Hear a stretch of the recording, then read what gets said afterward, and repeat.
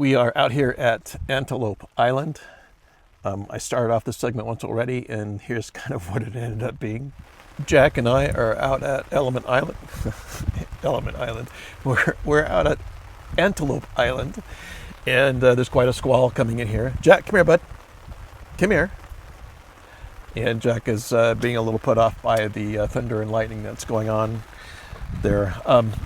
I just wanted to do an update on a few things having to do with the element. You're taking my focus away.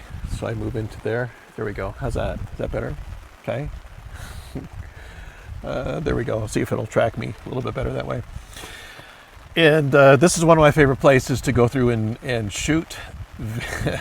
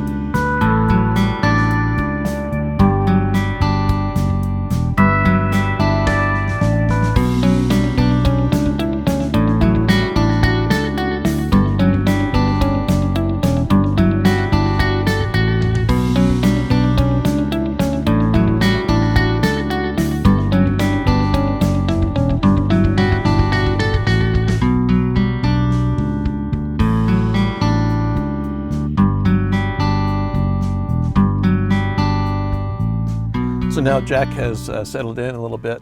The weather's still kind of pouring in. I'm seeing the end of this squall as it moves from west to east here, so I don't think it'll be too bad as things go. Thank you for joining me, Eric Young with Utah ADV. Just a couple of updates on the element, a few things that I've done with it too, actually. One being taking a better advantage of the headrest real estate going on here. And what I've done is I've attached a couple of molly panels on each side here. And then the molly panels give me kind of a universal attachment approach with anything that I need that I want to keep at hand. On one side I have fingernail clippers, a knife, flashlight, and things of that nature. And on this one here, I have my first aid kit, and it's held on by Velcro. So it's an easy tear and grab and go if you get out to someplace, somebody quickly, or if somebody needs to get to me quickly there. So, and I'll go over first aid maybe later on in another video, what I keep on board based on experience and travel, both on my motorcycle and in vehicle-based adventures that way too. You can see here that this is my office for the day. I've got this incredible view of, I think it's White Rock Bay here at Antelope Island, with some nice cool weather and not a lot of bugs. People love or hate Antelope Island. There's really very little in between there. And I've been shooting out here probably for about 10 years now, and I really enjoy it. Summer times can be difficult because there's just an enormous amount of brine shrimp flies out here, and the smell isn't all that great either.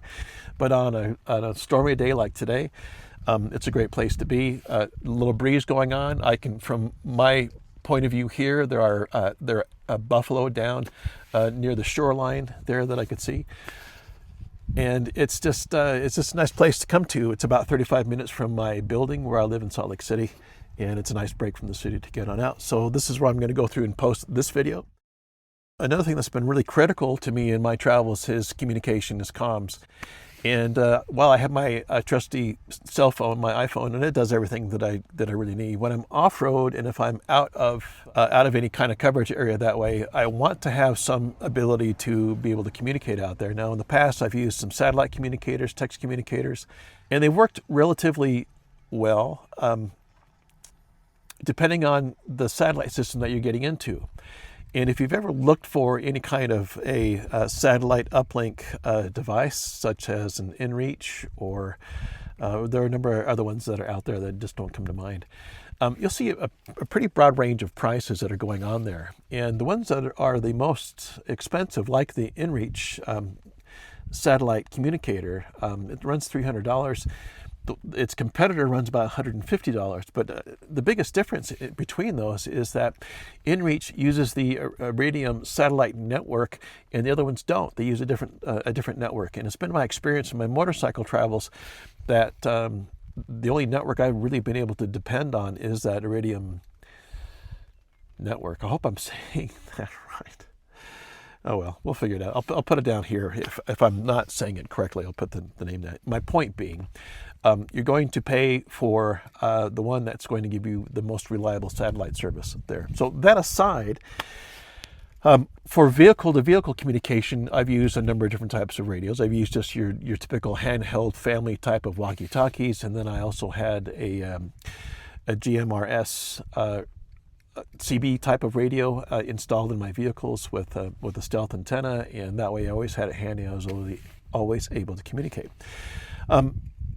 But I've also used the Baofeng radio, and I just picked up one for the Element because it gives me just about every frequency out there that I could possibly use.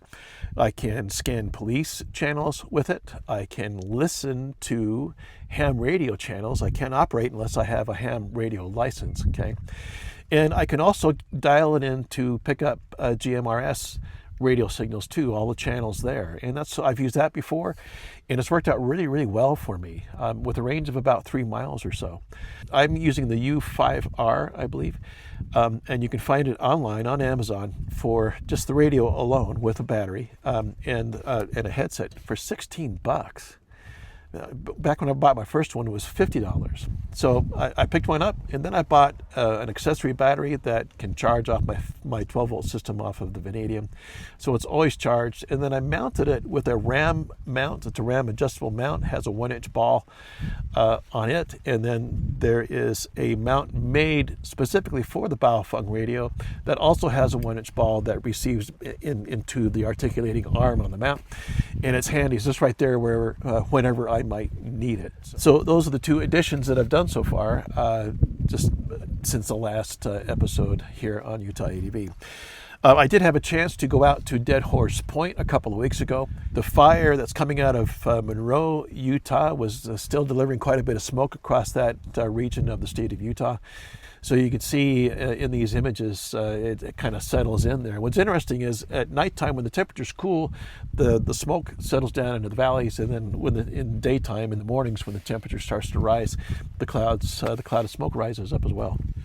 All right, well, I hope that gives you a couple things to take a look at. And if you have any questions, you know where to post them down in the comments here of this video, and I'll be more than happy to go through and reply. And if you haven't subscribed yet, I would appreciate that too. Not just to help monetize the channel, but also to kind of bring you along the way with me here in the Vanadium and here with Jack. Okay? All right. Thanks for watching.